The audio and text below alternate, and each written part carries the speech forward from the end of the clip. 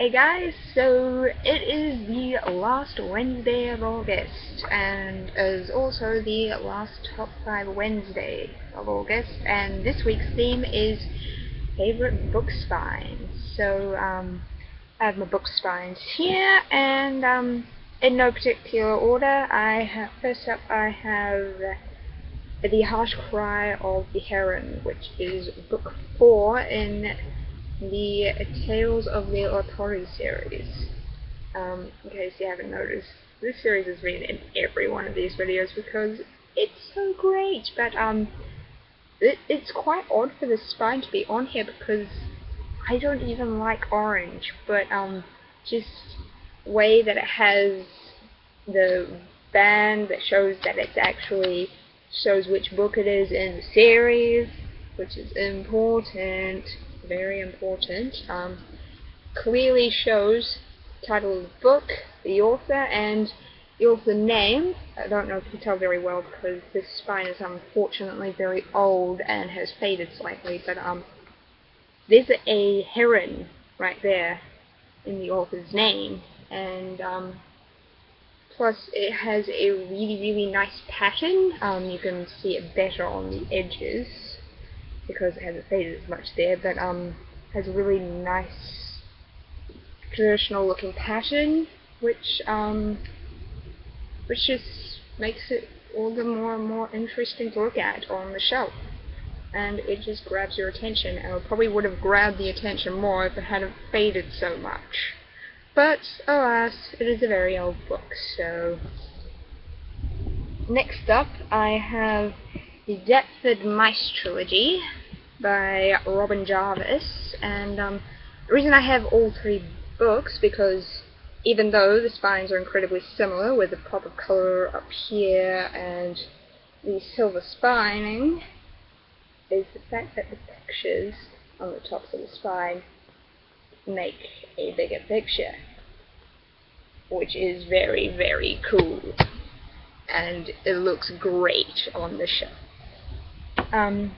Next up I have Goth Girl and the Ghost of a Mouse by Chris Riddell.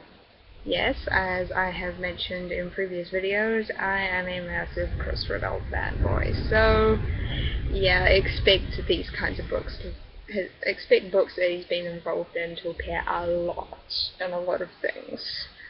So this spine is just a plain black spine with silver